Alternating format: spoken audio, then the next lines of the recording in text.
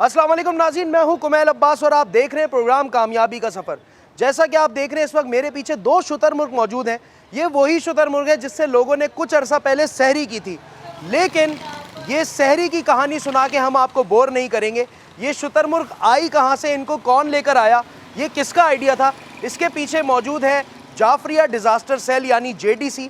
इनके बारे में हमने बहुत कुछ सुना है, लेकिन इनके कामयाबी के सफ़र का राज क्या है वो हम इनके जनरल सेक्रेटरी से मालूम करेंगे और आपको भी बताएंगे। तो आइए उनकी मुलाकात आपसे करवाते हैं।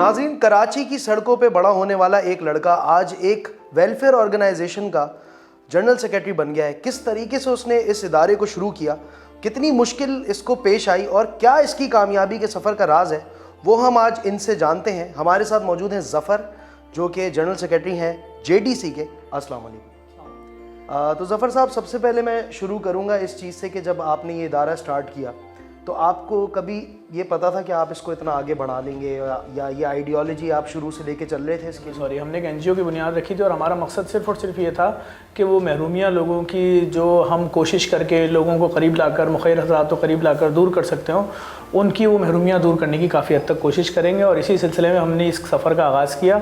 हमने सैलाब, ज़लज़ला, सुनामी, अर्थक्वेक, इन तमाम चीज़ों को बेस बना के इस NGO को रजिस्टर्ड कराया था। लेकिन जब हमने मामला तो करीब से देखा तो हमें नज़र आया तालीम एक बहुत बड़ा डिज़ास्टर है, तालीम का फुकदान है, अस्पताल नहीं हैं, जो बीमार लोग हैं दीगर शहरों से आते हैं इलाज कराने कराची में, उनके लिए बहुत मुश्किलात हैं। इसी तरह किसी भी दहशतगर्दी के वाक़े के बाद एक बहुत बड़ी मुसीबत है, रेस्क्यू का कॉन्सेप्ट नहीं है। आज की डेट में जो एम्बुलेंस ड्राइवर हैं वो एक आम मज़दूर आदमी है, उसको नहीं मालूम किस तरह रेस्क्यू किया जाता है, बस वो गाड़ी तेज़ चलाना जानता है। हम इस माशरे के अंदर क्या करते हैं डिज़ास्टर। तो फिर हमने इन तमाम चीज़ों के ऊपर हल्के हल्के करके काम शुरू किया। हमने देखा बेरोज़गारी बहुत ज़्यादा है, हमने दस्तरखान लगा दिए। हमने देखा एम्बुलेंसें नहीं हैं, हमने एम्बुलेंस के लिए काम किया। हमने फुली इक्विप्ड एम्बुलेंसेज उतारी जिसके अंदर वेंटिलेटर और डायलिसिस की सहूलियात मौजूद थी। इस तरह करते करते 89 शोबों में अपना थोड़ा मोटा हिस्सा डाल रहे हैं। अच्छा ज़फ़र साहब, जब भी इस तरह की सोच, हम प्रोग्रेसिव सोच रख रहे होते हैं, इतने बिजी माहौल के अंदर, एक कॉस्मोपॉलिटन सिटी के अंदर हम रहते हैं जिसमें हमें अपनी स्ट्रगल्स से ही शायद टाइम निकालना बहुत ज़्यादा मुश्किल होता है। जब भी किसी प्रोग्रेसिव काम की तरफ जाते हैं तो बहुत मेहनत और बहुत हिम्मत करनी पड़ती है। आपने एज अ टीम वर्क इस काम को शुरू किया था, आज आपकी टीम आपके साथ है? टीम हमने चंद लड़कों ने काम शुरू किया था आज से तकरीबन 24 साल पहले। खैरुल अमल वर्किंग कमेटी के नाम से हम ब्लड जमा करते थे मुख्तलिफ़ जामियात में, और जो मरीज़ बेचारे सिंध से आते थे, चाहे वो किडनी ट्रांसप्लांट के पेशेंट हों चाहे किसी और चीज़ के, उनके पास डोनर नहीं होता था। तो सैनी ब्लड बैंक में हमारा अकाउंट होता था, हम वहाँ फ़ोन जमा करवाते थे और उसके बाद उन मरीज़ों को कूपन के ज़रिए वो ब्लड वहाँ से फ्री ऑफ कॉस्ट दिलवाते थे ताकि किसी ड्रग यूज़र से वो खून ना लें। वो काम चलता रहा 2010 में हमने बाकायदा तौर पे फिर हमने इसको जाफरिया डिज़ास्टर मैनेजमेंट सेल के नाम से इस इदारे को रजिस्टर्ड कराया।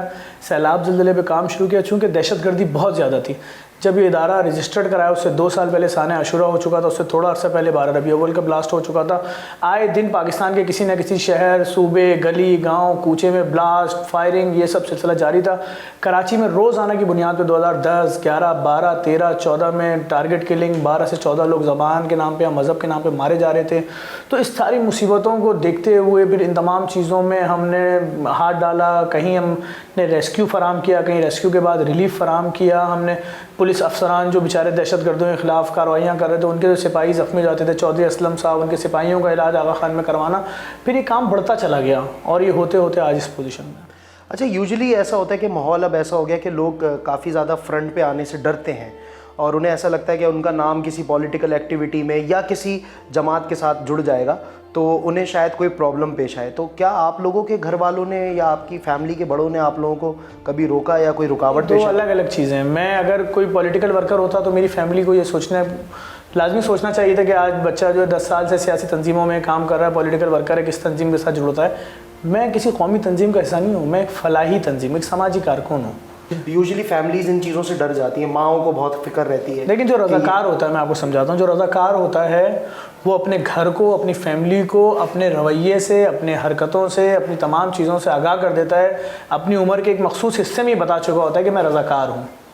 और जो रज़ाकार होता है फिर वो इन सब चीज़ों से डरता नहीं है। रज़ाकार आपको कहीं भी मिल सकता है, रज़ाकार एक मस्जिद में मिल सकता है जो नमाज से पहले आके चटाई बिछा रहा है, रज़ाकार आपको एक चर्च में मिल सकता है जो आगे कुर्सी टेबल की सफाई कर रहा है, रज़ाकार एक मंदिर में मिल सकता है जो मूर्ति साफ़ कर रहा है। तो रज़ाकार है। और रज़ाकार जो होता है उसके दिल में दर्द सबके लिए बराबर होता है। वो रज़ाकार कभी ऐसा थोड़ी करेगा, एक बंदा कह रहा है मुझे सांस नहीं आ रही तो रज़ाकार उसको CPR देगा, फ़ौरन जाके उसको सांस देगा मुँह से मुँह लगा के, ना कि वो वेट करेगा कहीं नहीं मैं तुम्हें सांस दूंगा दूसरा धमाका ना हो जाए। कोई बात नहीं, इंसानियत का दर्द है, मुश्किल है, किसी पे कभी भी आ सकती है। तो रज़ाकार जो होता है वो तो ये सब चीज़ें नहीं सोचता। ये आपने बहुत अच्छी बात की कि ज़ाहिर है कि दिल में अगर इंसानियत का दर्द होगा तो शायद आज हर इंसान रज़ाकार बन जाए। और इसी वजह से जो है वो हम शायद बहुत अरसे में बहुत कम हीरोज़ को जनरेट कर पाते हैं। हम ईदी साहब को नहीं भूल पाते, हम चीफा साहब को नहीं भूल पाते। ज़ाहिर है कि वो भी बहुत ज़्यादा अदीबुल हसन इस वक्त पाकिस्तान का इतना बड़ा एसेट है, इतना बड़ा सरमाया है जिसकी कोई इंतहा नहीं। बिल्कुल, डॉक्टर अदीब की बात करें तो ज़ाहिर है कि वो इतनी सारी चीज़ें हम देखते हैं, मगर क्योंकि इतनी ज़्यादा आबादी में हमें इस तरह के नाम कम नज़र आते हैं। आपको लगता है कि लोगों का विज़न अब इस तरफ आ रहा है कि एक दूसरे की मदद करनी चाहिए? मैं समझता हूँ जितना विज़न पाकिस्तान में लोगों का इस तरफ है, मज़ीद की गुंजाइश है ही नहीं। 100% विज़न इधर है। बहुत सारे लोग, बहुत सारी कम्युनिटियाँ अपनी कम्युनिटी के लिए काम कर रही हैं। उसमें बहुत बड़ी कम्युनिटी हैं, उनके जमात खाने हैं, उनके दफातर हैं, उनके कम्युनिटी सेंटर हैं, उनके अस्पताल हैं, उनके मैटरनिटी होम हैं, उनके स्कूल सपोर्ट प्रोग्राम हैं, उनका बुक बैंक है, उनके ब्लड बैंक हैं, अंबार है। अगर वो सब भी अपनी चीज़ों को समेट लें तो फिर रियासत की एक बहुत बड़ी, मैं समझता हूँ एक इतना बड़ा गैप नज़र आएगा जिसकी कोई इंतहा नहीं। ईदी साहब अगर अपनी 2100 एम्बुलेंसें साइड पर कर लें, चीपा साहब अपनी एम्बुलेंसें साइड पे कर लें, अमन फाउंडेशन अपनी कर ले, तो आपको सरकारी शायद इस शहर में एक भी एम्बुलेंस नज़र नहीं आएगी।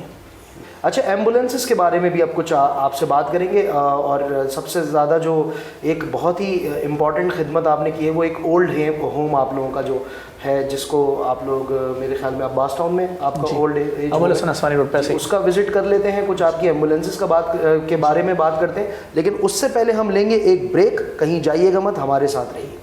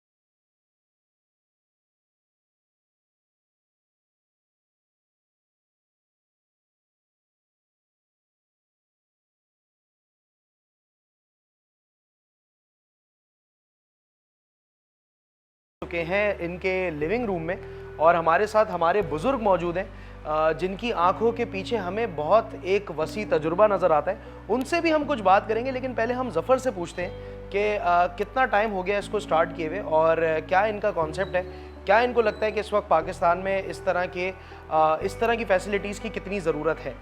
ज़फ़र, क्या विज़न है ओल्ड एज होम के? ओल्ड एज होम के पीछे यही विज़न है। बहुत सारे ऐसी फैमिलीज़ हैं, महंगाई बहुत ज़्यादा है, लोगों की मजबूरियां हैं, परेशानियां हैं, बच्चे अफोर्ड नहीं कर पा रहे हैं, उनकी जॉब्स नहीं हैं, वो अपने बीवी बच्चों को नहीं पाल पा रहे हैं, वालिदैन की ज़िम्मेदारी है।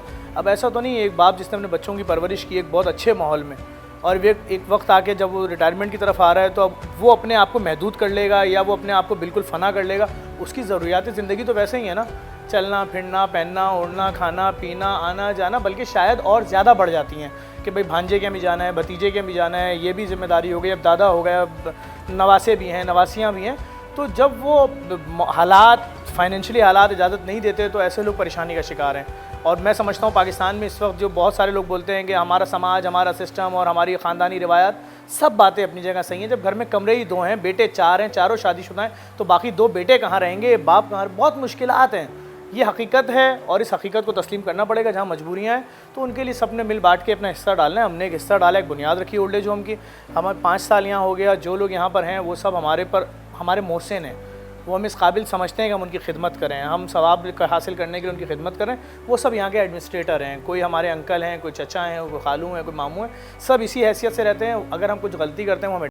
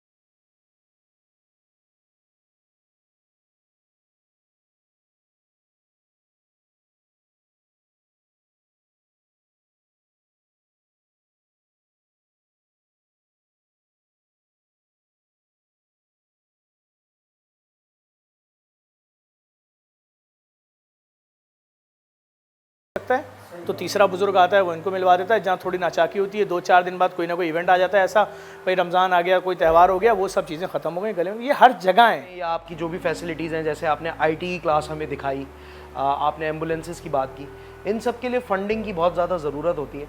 क्या मोड ऑफ चैरिटी है आपका, क्या फंडिंग है आपकी? देखिए, हम तो जो भी काम कर रहे हैं, हम खुदा की ज़ात पे भरोसा करते हैं, उस काम में कूद पड़ते हैं। हम जो काम करते हैं सोशल मीडिया पे डाल देते हैं। हमारे सोशल मीडिया के पेज पे अपन 7 लाख के करीब लोग हैं। पेज की रीच शायद 1.5 करोड़ 2 करोड़ है। लोग देखते हैं काम को, उनकी समझ में आता है, वो आते हैं, विज़िट करते हैं, उस प्रोजेक्ट को समझते हैं, उसमें अपना हिस्सा डाल देते हैं। जिस प्रोजेक्ट में ज़कात खैरात इस्तेमाल नहीं करते, बाकायदा बता देते हैं कि इस प्रोजेक्ट में ज़कात खैरात नहीं है। मैं हल्फिया कह सकता हूँ, इस ओल्ड एज होम में 5 साल हो गए, यहाँ रहने वाले किसी बुज़ुर्ग का मज़हब मुझे नहीं मालूम, उसका फ़िरका मुझे नहीं मालूम। एक साहब ऊपर क्रिश्चियन हैं, उन्होंने खुद बताया मुझे कि मैं मसीही हूँ। मैंने कहा ओके, आप इन सब से हल्फ उठा लें। मैंने इनमें से किसी एक से पूछा है कि मुसलमान हो कि नहीं हो, शिया हो कि सुन्नी हो, क्रिश्चियन हो कि हिंदू हो, नहीं पूछा। अच्छा, इस फैसिलिटी के बारे में बताएं, कितने फ्लोर्स हैं, कितने रूम्स? इसके 4 फ्लोर हैं। एक फ्लोर बुज़ुर्ग मर्दों का है, दूसरा बुज़ुर्ग मर्दों का है, तीसरा बच्चों का है और बुज़ुर्ग औरतों का है। उससे ऊपर बच्चों के लिए झूले वगैरह हैं, जनरेटर है, और वो जो यहाँ काम करते हैं कुक वगैरह, उनका रूम है। ये चूँकि अब फुल हो चुका है, इसलिए हमने अपील की है कि अगर कोई शख्स हमें शहर के अंदर कोई घर दे देता है, किराए पे दे दे, वो हम उसका किराया पे करेंगे, या कोई शख्स डोनेट कर दे, तो हम मज़ीद लोगों को, जो नए हमारे पास केसेस आ रहे हैं, हम उनको वहाँ पर रिहाइश दे देंगे। लेकिन शहर के अंदर हमें वीराने में नहीं चाहिए, हमें कब्रिस्तान में नहीं चाहिए, हमें शहर से बाहर नहीं चाहिए, हमें किसी ऐसी जगह पर ज़मीन नहीं चाहिए, घर नहीं चाहिए जहाँ भी इंसान ना बसते हों। मैंने अभी यहाँ बैठते ही आपसे क्या बोला, अंकल मैंने आपको रक्शे में जाते हुए देखा अभी। इसका मतलब यहाँ पर किसी भी किस्म की कोई एंट्री नहीं है कि अगर किसी बुज़ुर्ग को कहीं जाना है तो उसको इंतज़ार करना होगा कि यहाँ पर वो फ़लाँ साहब आएंगे, हवालदार साहब, तो इनको एंट्री कराऊंगा तो यहाँ से कदम बाहर निकालूंगा। नहीं भाई, आपको घूमना है घूमें, आपको जिस मस्जिद जाना है जाएँ, आपको जिस जगह जाना है इबादत खाने आप जाएँ, आप घूमें, आप पार्क जाएँ, आपको जो सब्ज़ी पसंद है ख़रीदें, लाएँ, पकवाएँ, हर चीज़ की आज़ादी है। सिर्फ किस लिए? महरूमी दूर कर दें, एक एहसास से महरूमी दूर कर दें किसी का। बच्चों ने बुरा कर दिया, कोई बात नहीं, बीवी ने दगा दे दिया, कोई बात नहीं, हम आपके बच्चे हैं, हम आपकी खिदमत के लिए मौजूद हैं। हमारे वसाइल बहुत महदूद हैं, इतने महदूद हैं कि आप तसव्वुर नहीं कर सकते। हमारे साथ मुश्किलात हैं। हमने के इलेक्ट्रिक के ख़िलाफ़ आवाज़ उठाई, वो मजलूम औरत जिसके शौहर को के इलेक्ट्रिक ने मार दिया चांद रात को, के इलेक्ट्रिक हमारी यहाँ की बिजली काट के चली गई। उसने इतना ख्याल भी नहीं किया कि यहाँ बुज़ुर्ग रहते हैं। हमने उसी रातों रात लाखों रुपए जो उन्होंने बिल बना के दिए भरा। नहीं भाई, यहाँ यूनिवर्सिटीज़ के बच्चे आते हैं, और मेरा खुदा गवाह है, मैं कभी उनके पीछे से चल के नहीं आया।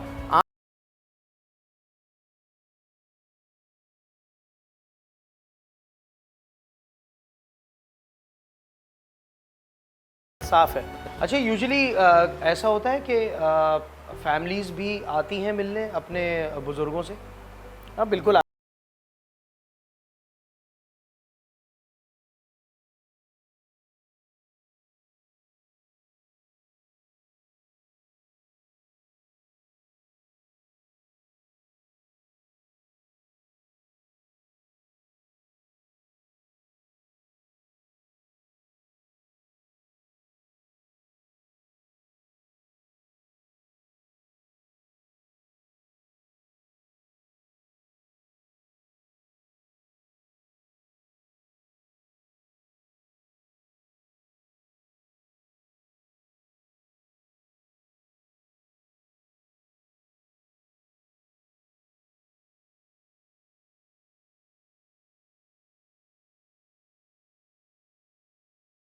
दोनों पे आपकी एम्बुलेंसेस तो हमें बहुत ज़्यादा नज़र आ रही होती हैं, लेकिन आपने क्या फ़ील किया है कि इनकी कितनी ज़रूरत है, इनको कितना ज़्यादा होना चाहिए? देखिए, इस वक्त तो मुश्किल चल रही है शहर में, जितनी भी एम्बुलेंसेस के पॉइंट हैं उनको तोड़ा जा रहा है। सुप्रीम कोर्ट के ऑर्डर आए थे कि मुख्तलिफ़ चीज़ों के हवाले से, लेकिन उसमें जो चौथे नंबर पे चीज़ थी उस पर पहले इम्प्लीमेंट शुरू हो गया है। आप देख रहे होंगे फैसल ईदी साहब भी बहुत परेशान हैं, और हम बिल्कुल फैसल ईदी साहब को फॉलो करते हैं, और वो इस फील्ड में हमसे बहुत ज़्यादा तजुर्बेकार हैं। हमारा अगर एक ओल्ड एज होम है, उनके 85 ओल्ड एज होम है। हमारी अगर चंद एम्बुलेंसेज हैं, उनकी कई 100 एम्बुलेंसेज हैं। जब उस जैसा शख्स परेशान है तो फिर हम परेशान नहीं होंगे कि सब इस वक्त परेशान हैं। कि कोई ऐसा सिस्टम होना चाहिए, कोई ऐसी पॉलिसी होनी चाहिए कि जहाँ पर ये एम्बुलेंसेज खड़ी हो रही हैं, इनके रज़ाकार खड़े हुए एमरजेंसी के लिए एनी टाइम, उनके लेटने बैठने की जगह होनी चाहिए। किसी वक्त भी हंगामी सूरत हाल हो जाती है, कभी हीट स्ट्रोक आ रहा है, कभी अर्थक्वेक आ रहा है, कभी कोई हंगामी अनाउंसमेंट है, कभी दहशतगर्दी का ख़तरा है, तो उस सूरत हाल में कोई ना कोई तो एमरजेंसी पॉइंट्स होंगे ना एम्बुलेंसेज के, या सरकारी हैं तो वहाँ शिफ्ट कर दें। तो आजकल हम इन मुश्किलात का सामना कर रहे हैं, और हमारी पब्लिक से यही अपील है कि एम्बुलेंसेज की ज़रूरत है, लोग हमारे साथ ताउन करें। पब्लिक कर भी रही ताउन। अभी भी एक खातून ने रब्ता किया है हमसे, पाकिस्तानी है, अमेरिका से, कि 2 एम्बुलेंसेज दे रही हैं इंशाल्लाह। तो इस तरह ये कारवान बढ़ता जा रहा है। सिक्योरिटी के क्या मामलात नज़र आते हैं आपको? आपको ऐसा लगता है कि आपके जो जितनी भी फैसिलिटीज़ हैं, कहीं